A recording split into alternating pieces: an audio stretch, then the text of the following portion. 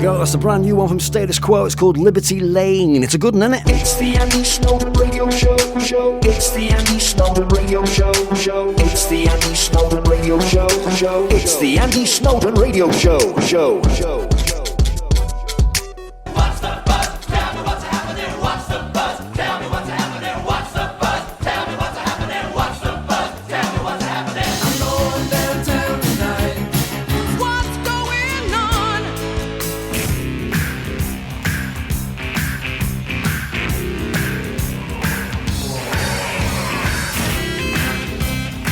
Now, over the past few years, Theatr Clwyd has produced some world-class theatre, and with many productions being given their world premieres at the Theatre on the Hill up there in Mold. And at the end of September, the 26th to be precise, sees its next world premiere, this time in the shape of Pavilion, written by Welsh actress Emily White, who, after training at RADA, has turned her hand to playwriting, and this one sounds like a belter. Directed by the Olivier award-winning director Tamara Harvey, it tells the story of the goings-on at a rundown small town in a forgotten corner of Wales. Now, I caught up with the playwright Emily White yesterday and had a lovely chat about her career and how things have gone until she has got to this point in her life. It's a wonderful story from a wonderful lady. Here she is on the stage and screen show, Calon FM, Emily White. Well, first off, a bit about you. You're originally you're a Welsh actress, right? That's right, yeah. So I grew up in Mid Wales. Lots of different places. We've moved around quite a bit, but mostly in Llandrindod, Welsh, which is right slap bang in the middle. And yeah, I went off and I got into RADA when I was 19, turned 20, I think. So I went to RADA, and then I was an actress for a while. And then I kind of ran my own theatre company with some friends for a bit. We did lots of fringe venues and things, and then we didn't really make any money at that, so I decided to go back to uni and do a MA in theatre writing, directing, and performance at York, and had like a great year, but like realised during that I really liked writing. I didn't really know. I mean, I liked it at school, but I hadn't done it since I was a teenager, so Yeah. you know, it was kind of a surprise.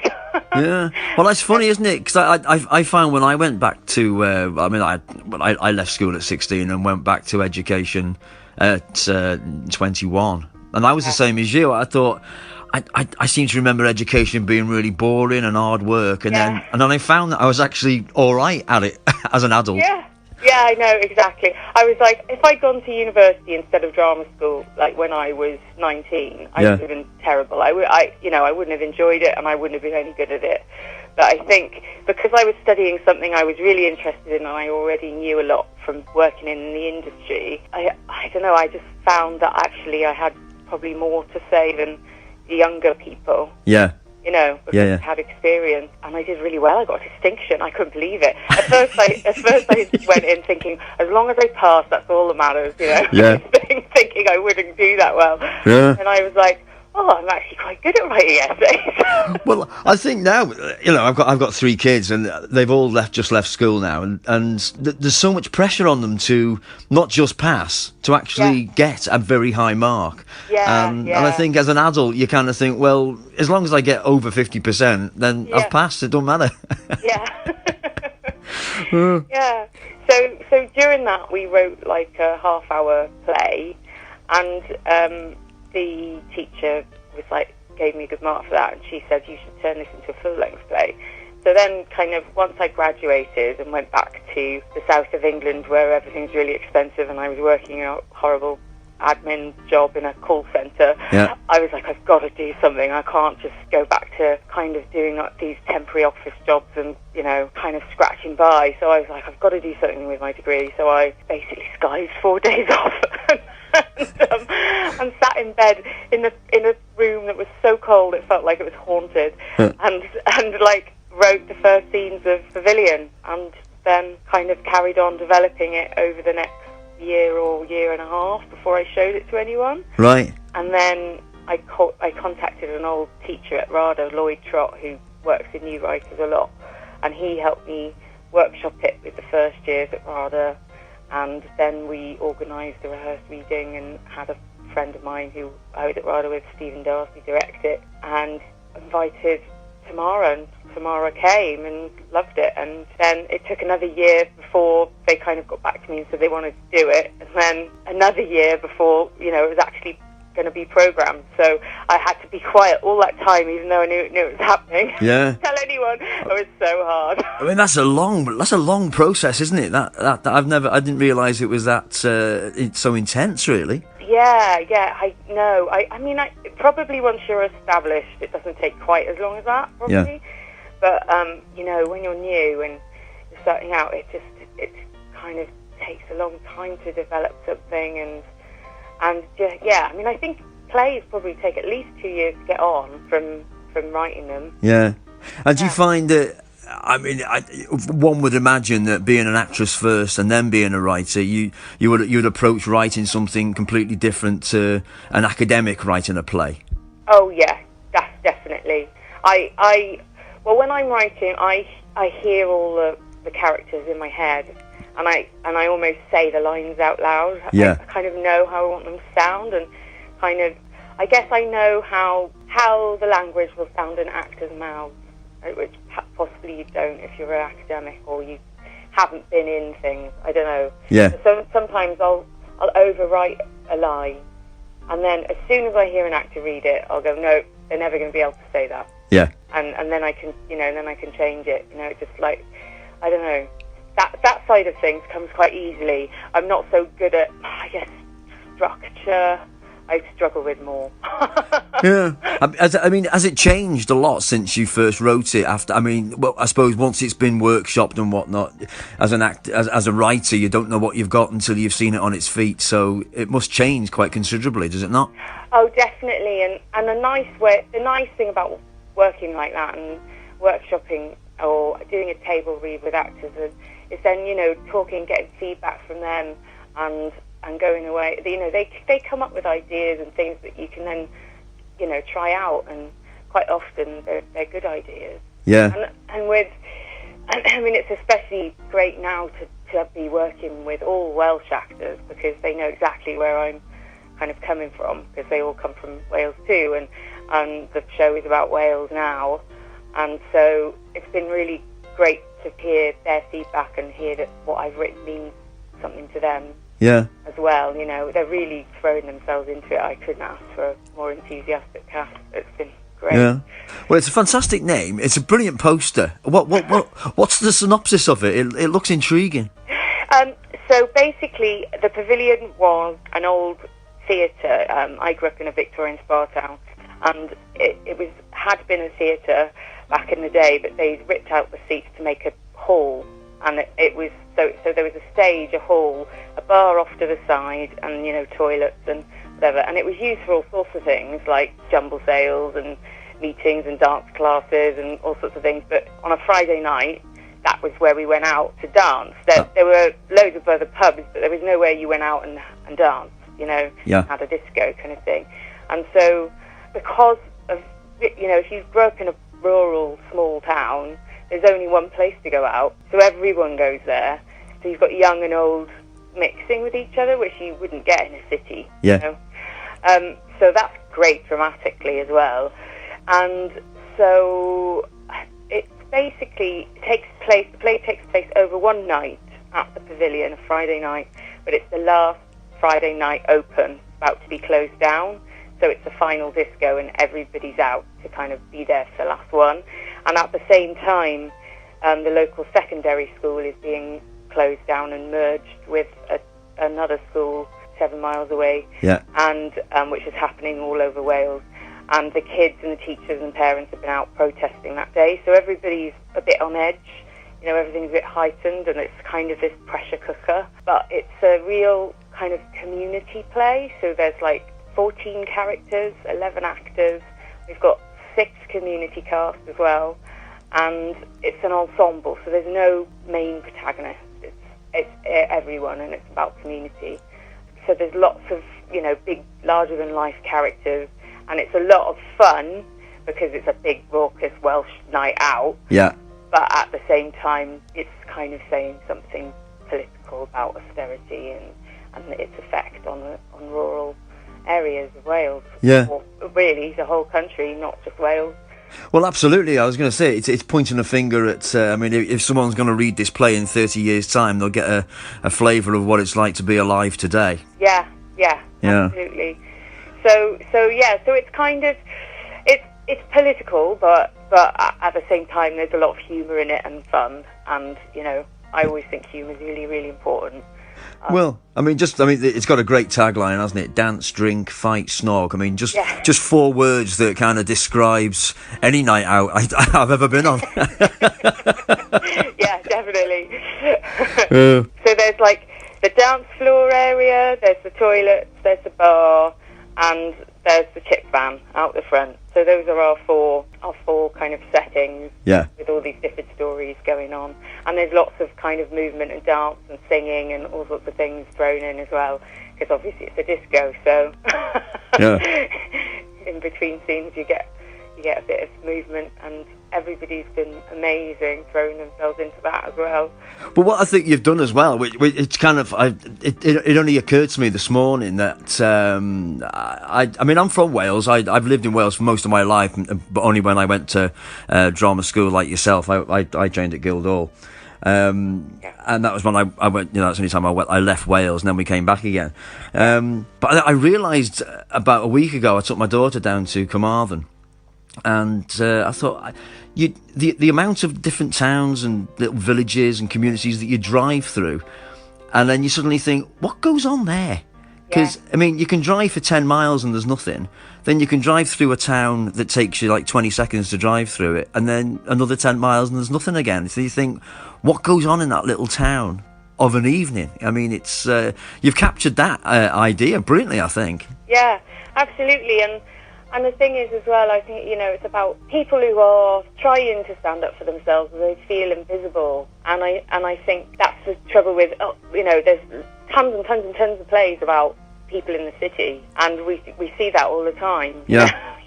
Yeah. But what about all the other people? And I'm kind of I live in London, and in that London bubble, it's very easy to forget about all these small places and what they're going through. So that's kind of why I wanted to write it. Really, I was kind of, I wrote it in anger, I suppose, at the time. About, because the town I grew up in used to be quite bustling, and especially on a Friday, because there was a market and whatever. And then Tesco moved in, and all the shops got closed down, and now there's kind of charity shops and takeaways, but not much else. And the market doesn't come on a Friday anymore. And people just kind of go to Tesco, drive in from outside town, go to Tesco and drive out again. No one goes into the town. Yeah. It's like a ghost town. Yeah. And I know that's not the only place that's happened. So, it's all those things that, I don't know, people just big business, and they just don't think about people's lives. Yeah. So Tamara Harvey, she's directing the piece. She's the most. She's one of the country's leading directors now, and an absolutely wonderful person as well, and very much a champion of women in the arts. So when she contacts you and says, "We want to put your play on," what's that like? Oh God, I was just going, You're kidding. Really? No. Seriously? And at the time, she didn't think she could direct it, so she was, we talked about possible directors and whatever, and then she invited me to the press night of Home I'm Darling in London, and I went along, and she took me aside and she said, would you mind if I directed your play? Oh, God. And I was like, no, that would be fantastic. Yeah. There you go as well. See, an Olivier award-winning play with the director doing your piece. It all seems to be falling into place for you. Is that how it feels? Yeah, it does. But at the same time, I guess because I was an actress for so long, and every now and then, you know, you get a really good part in something, Yeah. and then you think everything's going to change, you know, and then it didn't. Yeah. So I almost don't want to get my hopes up, because I'm kind of like, it could change everything. Yeah. Maybe it could change nothing, and I'll, you know, go back to being a PA. Yeah. Well, I mean, as actors, I mean, it's a well-known fact that rejection is, you know, 90% of the game. So Yeah. is it worse for a writer? Where is the rejection really bad? I think, yeah, starting out is just as kind of difficult, and actually it seems like more and more people want to do it at the moment, and it's probably because there is more work around because of all the TV stuff. You know, there's all these streaming devices and things now. There's loads more independent production companies wanting to writers to help them write things and come and pitch them ideas for shows and things. So it just seems like all the competitions that they have each year have more and more entries, you know, every year. Like, it's going up 500, you know, entries, so it seems to be getting more and more competitive, and that's for, you know, plays as well. But yeah, I mean, you just have to kind of hope that you can get, you know, I can get people from other theatres to come and see this. Yeah. And you know, that might get you some meetings or get you a commission, or, you know, Yeah. that kind of thing. You have to hope that you can build on once you've actually got something on. Yes. you Yeah. can build on that, and that, you know, it's been published, which is really exciting, by Faber. Oh, brilliant. That's really exciting as well. Because, I mean, when I was a student, and you see so many plays, don't you, and it says something like, oh, this was done at the Savoy in 1923, and there's a cast of people that you've never heard of, Yeah. and you think, oh, I'd love to be one of those people. And then I did a play at the Royal Court when I left college, and my name got in the book, in the Faber and Faber book, and I was like, oh my God, I've made it. I am now that person. Yeah. But I mean, yeah, but that's it, isn't it? I mean, you're literally part of theatre history in some way, down in print. It must be an amazing feeling. It is, and my dad is just completely over the moon, because my dad, he was the person that got me into theatre. He's always been interested in it and gone to go see plays from the time he was quite young. He's from London, and you know, he grew up in a working class family. None of them were interested in theatre. I don't know where he got this interest from, but he started going, and you know, we get the cheap seats and whatever. And then, so my parents separated when I was about 2. And whenever I would visit him in London, he would take me to theatre. So from, like, I think the first thing he took me to see was Peter Pan, age 3 or something. Yeah. At the Barbican, we sat in the cheap seat, and I was apparently just completely mesmerised by it. And when we left the theatre, I said, that's what I want to do, Dad. Yeah. So I think I probably meant flying.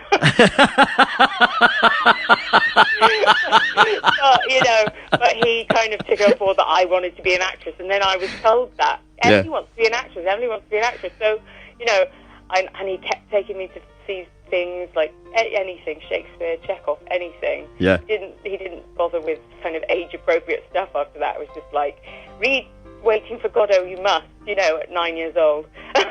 Yeah. Yeah. Kind of thing. I was like, I don't understand it. But it's funny though, because I mean, you say that, but we all of us really, we forget about our parents and how proud they are of what we achieve. But for you, you know, Emily White got a world premiere taking place in one of the biggest theatres in the country. I mean, for parents, that's huge. I mean, it's massive for you, but I mean, your mum and dad must be beside themselves. Yeah, they are. They're really excited. My mum's coming to see it at least 3 times. She's already booked like 3 tickets, and yeah, my dad. And he was the first person I told when I got off the phone to Tamara. She said, you can't tell anyone but your parents, you know, kind of thing. Like, you've just got to keep it on the down low. Yeah. He announced it officially, and so I phoned him and I told him, and he went really quiet, and then he was going, I don't know what to say. Like this. And then he went, I'm so glad you were born.